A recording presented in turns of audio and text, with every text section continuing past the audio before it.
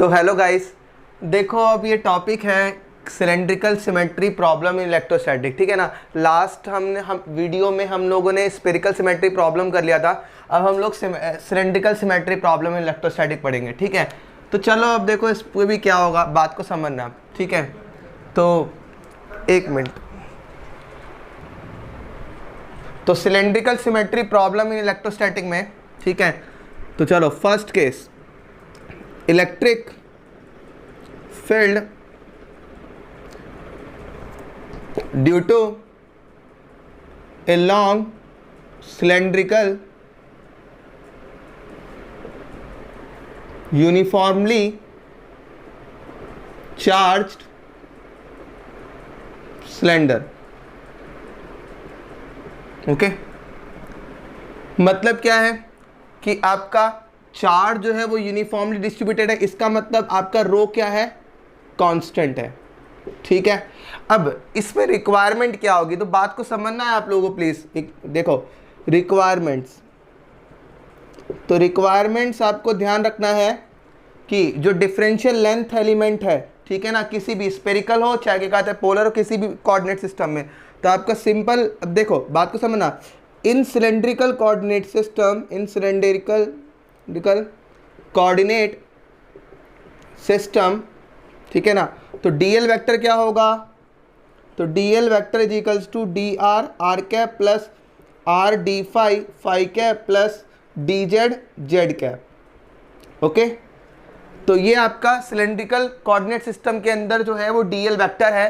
तो अगर मैं आपसे बोलूं कि वॉल्यूम एलिमेंट क्या होगा, volume element in cylindrical coordinate system, कल कोऑर्डिनेट सिस्टम, तो मेरे भाई ये क्या हो जाएगा, डीवी जो होगा, तो आप इन सबको मल्टीप्लाई करो, D are R D phi D Z, तो मैं बोलूँगा D R D phi D Z, तो D V is equals to R D phi और ये आपका डी जेड। अब बात आती है कि लिमिट्स, ठीक है। तो अब यहाँ पर लिमिट्स क्या होंगी, तो लिमिट्स ऑफ आर, ठीक है। तो पहले आर की लिमिट देखते हैं। तो अब आर तो रेडियस है, तो इसका मतलब वो एक्सिस से नापी जाएगी, तो इसका मतलब ये हो गया कि वो 0 से लेकर इन्फिनिटी। ओके, नाउ अब ये फाई जो है लिमिट ऑफ फाई, तो फाई जो है वो 0 से 2 पाई, और जेड लिमिट ऑफ जेड, ठीक है। तो जेड की limit minus infinity two plus infinity, ठीक है, क्योंकि सिलेंडर जो होगा वो क्या कहते हैं प्लस इन्फिनिटी से माइनस इन्फिनिटी की तरफ जा सकता है, ठीक है। अगर मैं लॉन्ग सिलेंडर की बात करूँ तो अब यूनिफॉर्मली चार्ज है, ठीक है ना, इतनी बात आपको क्लियर होनी चाहिए। और सेकंड आपको पता होना चाहिए गॉस थ्योरम, तो गॉस थ्योरम इन इलेक्ट्रोस्टैटिक, तो क्या होगा, close integral E dot t s is equals to charge enclosed upon में एप्सिलॉन नॉट, ठीक है। इतनी बात आपको क्लियर होनी चाहिए। नाउ चलो अब इसको सॉल्व करते हैं हम लोग। इलेक्ट्रिक फील्ड निकालनी है ड्यू टू लॉन्ग सिलेंडर, और वो भी यूनिफॉर्मली चार्ज सिलेंडर है। तो कैसे निकालते हैं देख, तो एक बार देख लेते हैं, वीडियो वर्किंग है, हाँ। तो रो आपका क्या है, कांस्टेंट है, ठीक है। तो हम मान लेते हैं एक लॉन्ग सिलेंडर है ये, तो ये इनफाइनाइट सिलेंडर है आपका, ठीक है। ये सिलेंडर की जो है वो एक्सिस है, और ये इन्फिनिटी तक फैला हुआ है, तो प्लस इन्फिनिटी, और ये आपका माइनस इन्फिनिटी। अब इसकी रेडियस कितनी है, कैपिटल आर, ठीक है।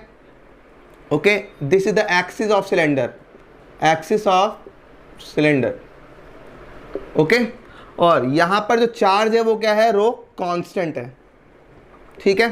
तो चलो अब आपको क्या करना है, वही कि आपको इलेक्ट्रिक फील्ड निकालनी है।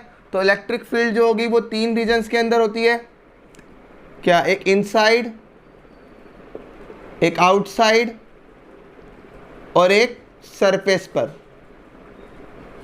ठीक है। तो चलो अब इसको कैसे निकालेंगे, देखो अब यहाँ पर ये जो है वो तो सिलेंडर है, ठीक है ना, सिलेंड्रिकल वायर टाइप का है, लॉन्ग सिलेंड्रिकल चार्ज वायर है, ठीक है ना। तो अब आप गॉसियन सरफेस जो ड्रॉ करेंगे वो भी सिलेंड्रिकल ड्रॉ करेंगे।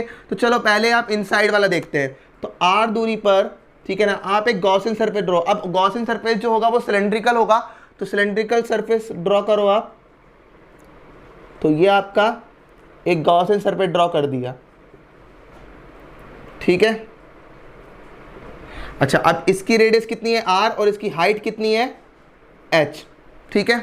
तो इसके अंदर जितना चार्ज होगा वो देखेंगे हम लोग, चार्ज एनक्लोज्ड, क्यू एनक्लोज्ड। तो अब यहाँ देखिए, अब आप बात को समझना है आप लोगों को। तो फर्स्ट इनसाइड, इनसाइड केस में मतलब क्या है, r is less than capital R, ठीक है, r is less than capital R पर। तो अब देखिए r is less than using Gauss theorem, ठीक है। तो close integral E dot d s is equal to charge enclose upon में एप्सिलॉन नॉट, ठीक है। अब बात समझिए, अब इसके अंदर जो है वो सरफेस तीन बन रहे। एक देखो ये, और टॉप सरफेस मतलब इसको बोल लो S1, एक बॉटम सरफेस इसको बोल लो S2, ठीक है।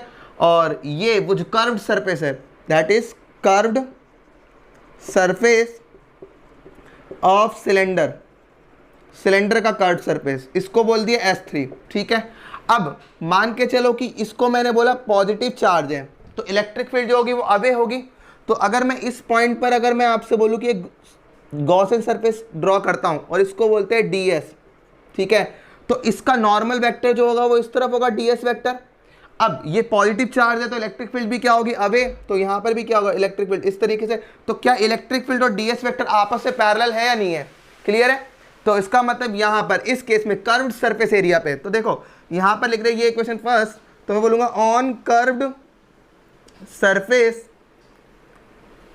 Of cylinder electric field is parallel to ds vector, okay. तो इसका मतलब उनके बीच का एंगल जो होगा वो 0 हो जाएगा।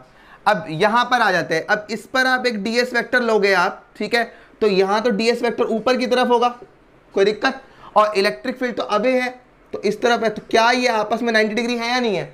सिमिलरली यहाँ पर भी क्या होगा 90 डिग्री। इसका मतलब क्या हो गया, ऑन क्रॉस सेक्शनल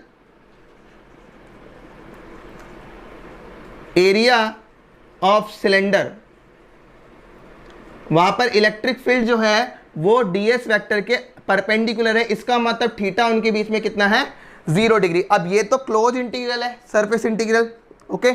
तो अब क्या करेंगे हम लोग, तो इसको रब कर देते हैं हम लोग।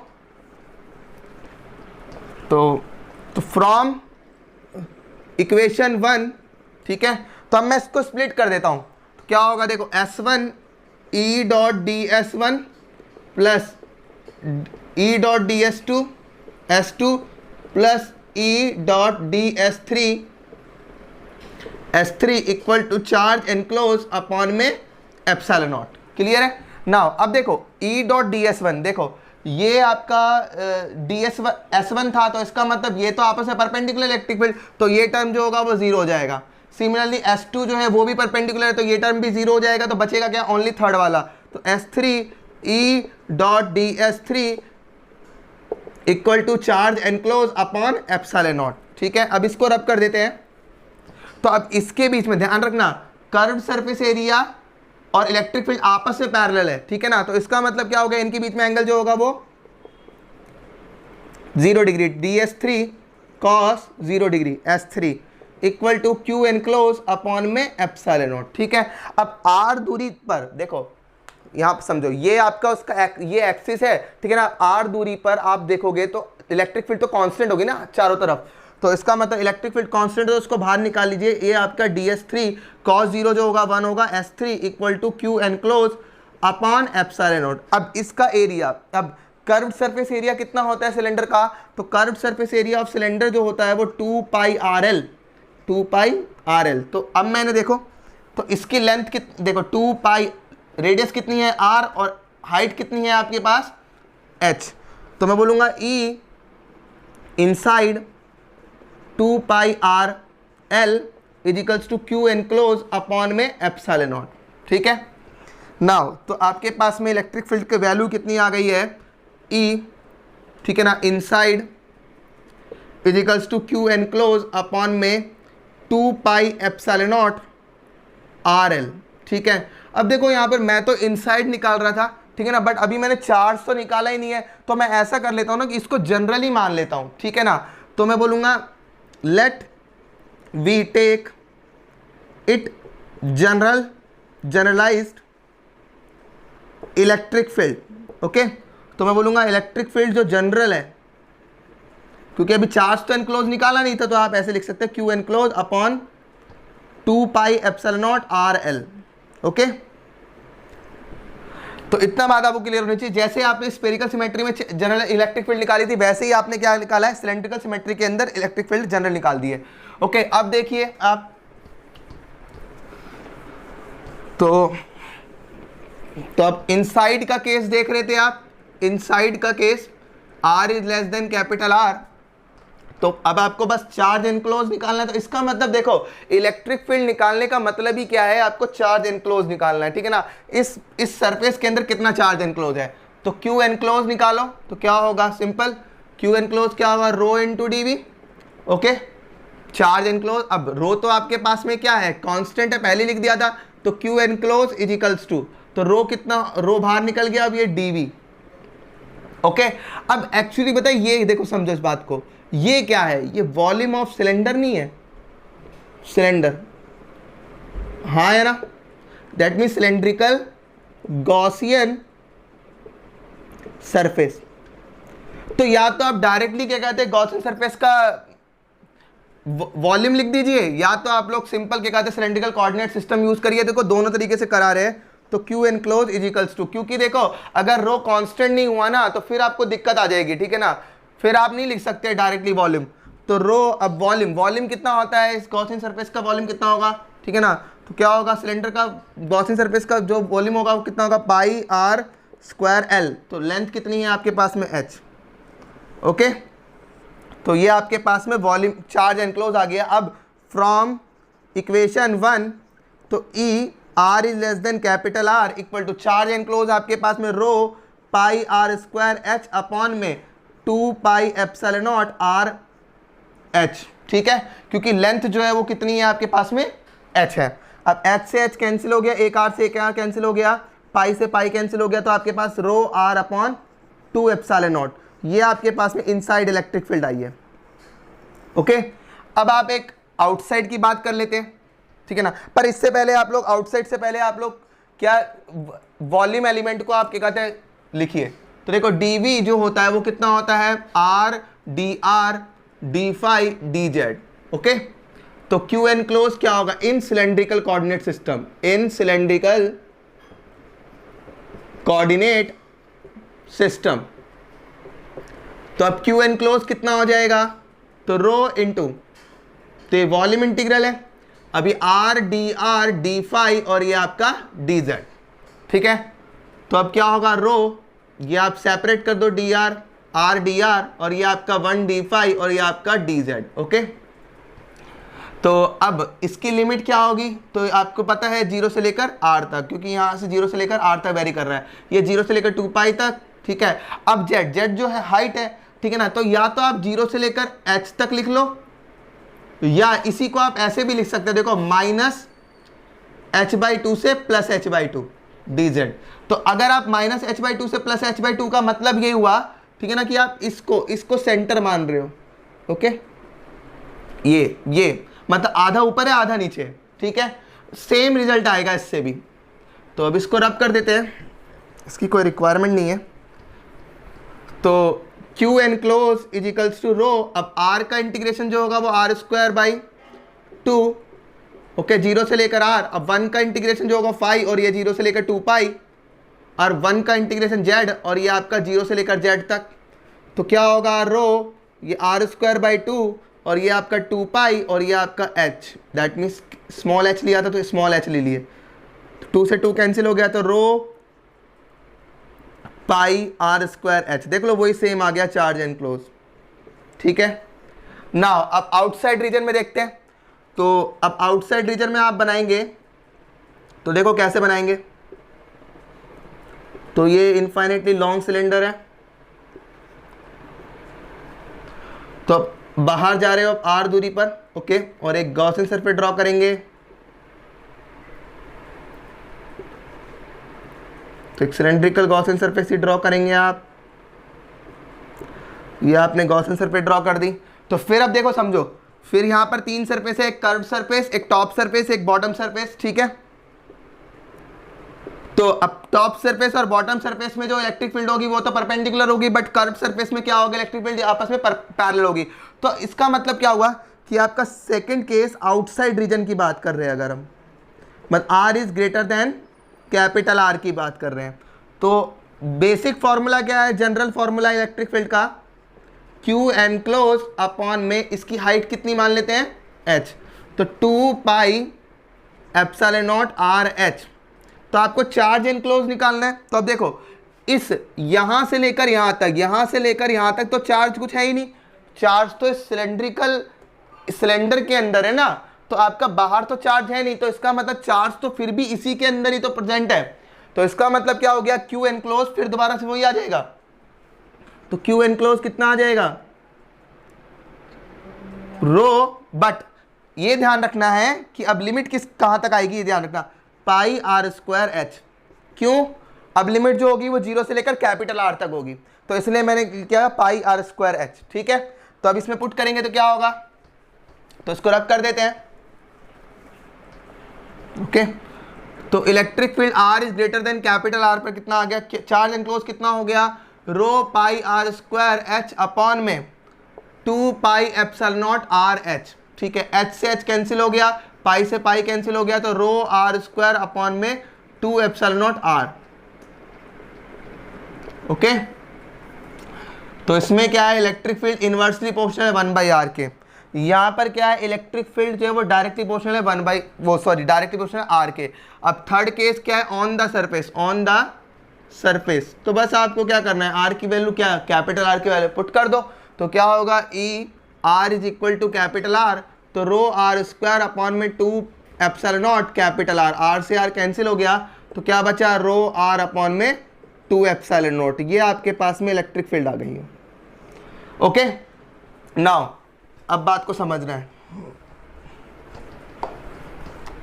तो आपके पास में इलेक्ट्रिक फील्ड जो आ गई वो क्या हो गई, R is less than capital are, R is equals to R, और are is greater than capital are. तो R is less than capital are पर जो है वो आपके पास में इलेक्ट्रिक फील्ड क्या है, rho R by 2 epsilon naught. R equal to are पर जो है वो ये रही, रो आर अपॉन में 2 एप्सिलॉन नॉट, और are is greater than capital are पर जो है वो ये वाली इलेक्ट्रिक फील्ड है, 2 rho are square upon 2 epsilon naught R. अब इसका ग्राफ अगर ड्रॉ करेंगे आप, तो कैसे ड्रॉ करेंगे इलेक्ट्रिक फील्ड और वर्सेस आर का, तो inside r is equals to are पर डायरेक्टली प्रोपोर्शनल में है, तो आप डायरेक्टली प्रोपोर्शनल लगाइए, ओके।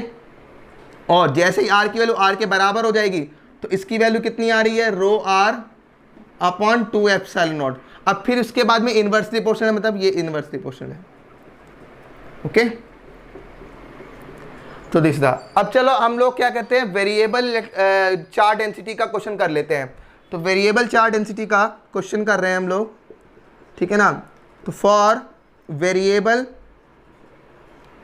चार्ज डेंसिटी, और सेम है सिलेंड्रिकल सिमेट्री के लिए ही कर रहे हैं हम लोग, ओके। मैंने स्फेरिकल सिमेट्री के लिए डिस्कस कर चुका हूँ, 3 वीडियोस मैंने बना चुका हूँ।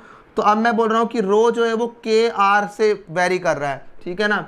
ये आपको वॉल्यूम चार्ज डेंसिटी दे रखी है, वॉल्यूम चार्ज डेंसिटी। अब आपसे कह रहा है find the electric field in different region, okay. तो डिफरेंट रीजन में आप लोग क्या करेंगे, इलेक्ट्रिक फील्ड निकालेंगे। तो चलो अब निकालते हैं, कैसे करेंगे, तो वो बिल्कुल सिंपल केस है, ठीक है। तो अब आप लोगों को देखो गॉसियन सरफेस ड्रॉ करने की भी ज़रूरत नहीं है, बस आपको बहुत कॉमन सेंस क्रिएट होना चाहिए। तो आपका देखो बेसिक सॉल्यूशन कर रहे हैं हम, बेसिक फार्मूला जो है मतलब जनरल फार्मूला इलेक्ट्रिक फील्ड के लिए, तो वो क्या है, charge enclose upon 2 pi epsilon naught r H, okay. ये ध्यान रखना है कि आर और एच क्या है, आर जो है वो radius of the Gaussian surface है, और एच जो है वो height of the Gaussian surface है, ठीक है ना। तो जो गॉसियन सिलेंडर ड्रॉ किया था उसकी हाइट है ये।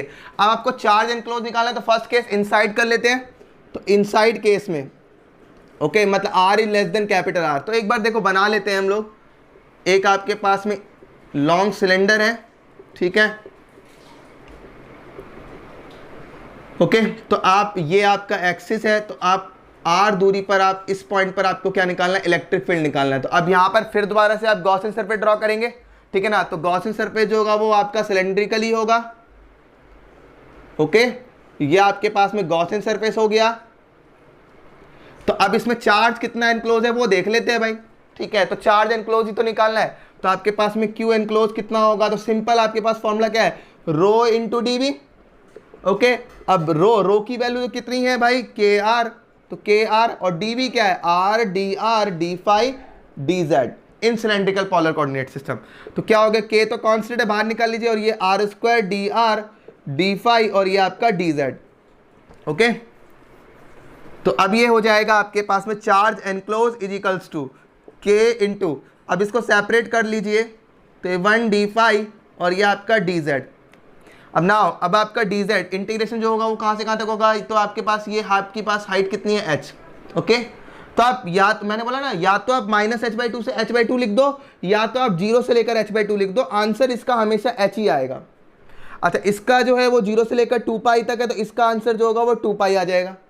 ओके, तो Q enclose is equals to K, अब 2 पाई h, तो 2 पाई h बाहर निकाल लीजिए, और ये आपका r square into d r. Okay,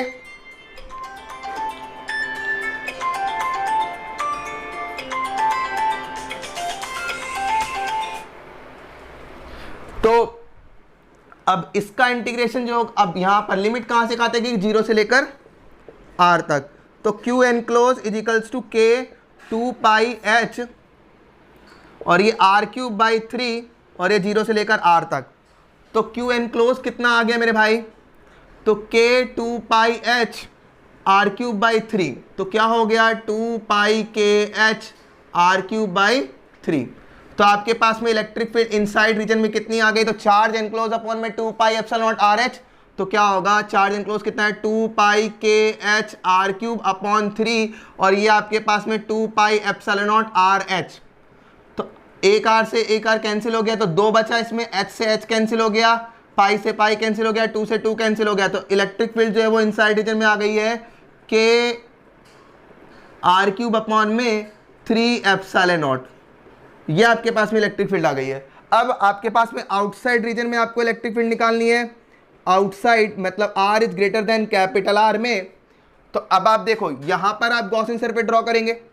okay, ये बड़ा वाला गॉसियन सरफेस ड्रॉ करेंगे, तो ये आपकी रेडियस r होगी। बट फिर मेरे भाई इस रीजन के अंदर तो चार्ज नहीं है ना, इस रीजन के अंदर तो चार्ज नहीं है ना, तो फिर दोबारा चार्ज जो होगा वो आप कहां पर है भाई, 0 से लेकर कैपिटल R तक ही है। तो आपका जो लिमिट होगी, तो Q एनक्लोज होगा डायरेक्टली, देखो ये तो अब आपको पता लग गया ना कि इसका 2 पाई होता है और इसका h होता है। तो अब देखो K 2 पाई h, और ये r² इंटू डी आर, और ये 0 से लेकर कैपिटल R तक हो जाएगा ये, और ये क्या हो जाएगा, K 2 पाई h, ये आपका r³/3, और ये आपका 0 से लेकर कैपिटल R तक, तो K 2 पाई h r³/3।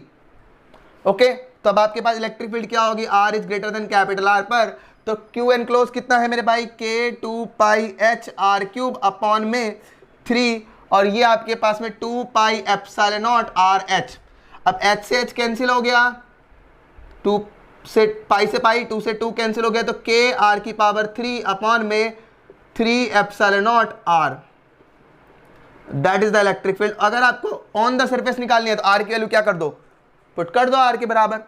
तो put r equal to capital R on surface, तो आपके पास इलेक्ट्रिक फील्ड क्या हो जाएगी, के आर, देखो एक r से एक r कैंसिल हो जाएगा, तो r² बचेगा, और ये 3 एप्सिलॉन नॉट। तो इस तरीके से आप लोगों को करना है। नेक्स्ट वीडियो में हम लोग क्या करेंगे कि अगर इलेक्ट्रिक फील्ड दे रखी है और आपसे चार्ज डेंसिटी पूछा है सिलेंड्रिकल गॉसियन सिलेंड्रिकल सिमेट्री के केस में, तो आप कैसे निकालेंगे वो देखेंगे, और कुछ प्रॉब्लम्स भी करेंगे। Okay, thanks.